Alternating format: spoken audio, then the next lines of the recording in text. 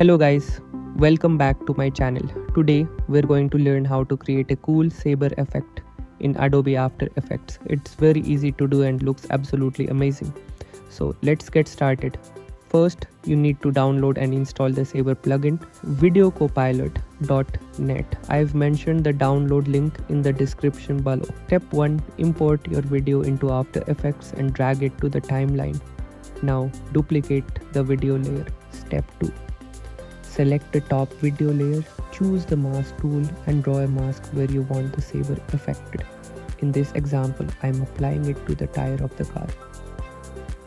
Step 3. Go to the timeline, right click on mask 1, select track mask and click the play button. After Effects will automatically track the mask for you. Step 4. Once the mask tracking is complete, go to the effects panel and apply the saber effect. If you haven't downloaded it yet, make sure to get it from www.videocopilot.net. Step 5. In the saber settings, go to customize core and change the core type to layer mask. Step 6. Now, open composite settings and change black to transparent.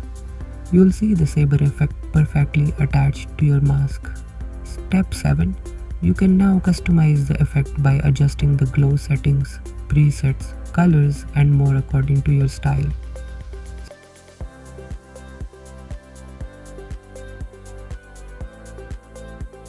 Step 8. Finally, let's animate it. Set the start offset to 100 and click the stopwatch icon to create a keyframe. Move a few frames forward and change the value to create the second keyframe. And that's it. Your animation is complete. You can enhance it further by tweaking additional settings. But this is the basic foundation. Hope you liked this tutorial. Don't forget to like, comment and subscribe for more awesome content. Thanks for watching.